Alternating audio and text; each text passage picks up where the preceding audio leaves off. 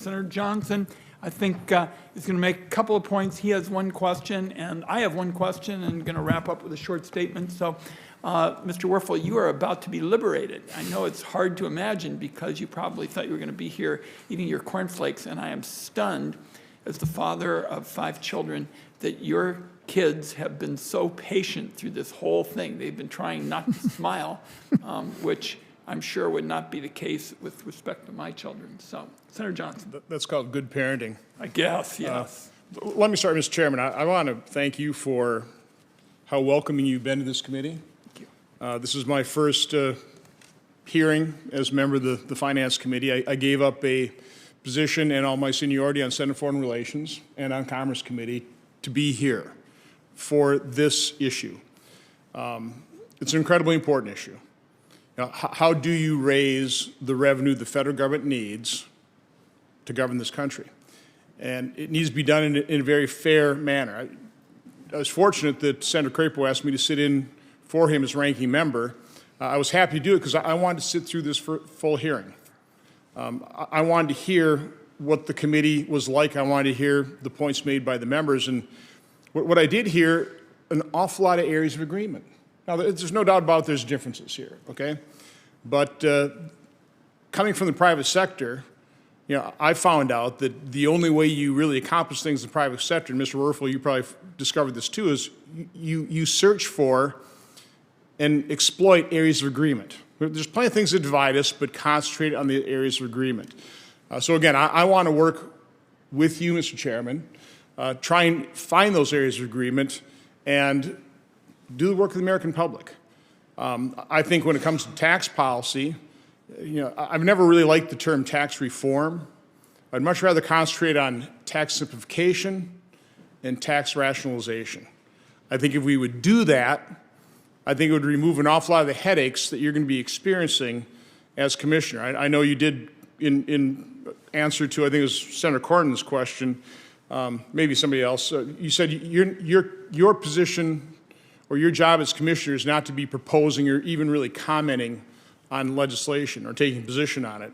But I do hope as commissioner you inform this committee what laws, what legislation are giving you headaches, are making it very difficult to administer the tax law in a fair and impartial and efficient manner.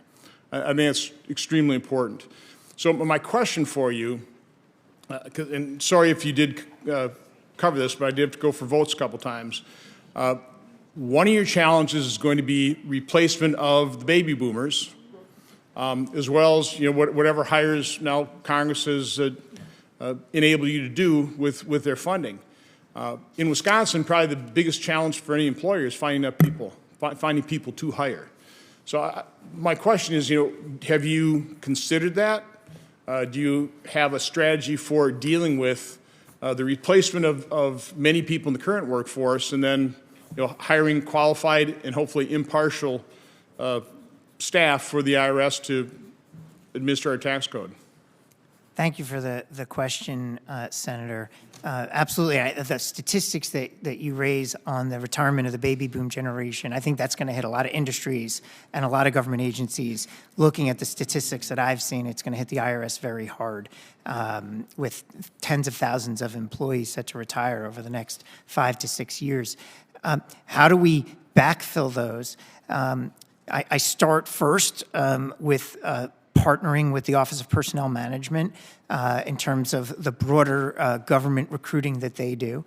I also believe that there can be outreach to communities, to retirees that may want to come back and work and serve their country in this way if they have expertise. I think about veterans. I think about schools and graduate programs. There's maybe not everybody, but there are individuals that I think would be excited about the opportunity to serve their country in this particular way because they're interested in tax administration. They're fascinated by the world in which we operate. As Oliver Wendell Holmes said, taxes are essential to a civilized society, and I think some people get the itch to want to be involved in that. So I'm excited in particular about how to get people outside the IRS today who we're going to need in the future excited about the mission and on board. And if we do it right, they'll come on board with all the right mindsets of fairness, equity, impartiality, so that we can, in every step we do, build trust.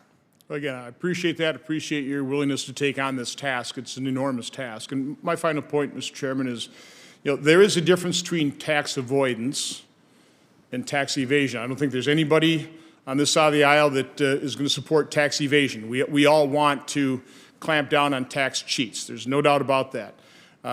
I would like to simplify the tax system, rationalize it so that tax avoidance, which is a legal thing, but if we simplify our tax code, that won't be as big an issue either. So again, thank you, Mr. Werfel. Thank you, Mr. Chairman.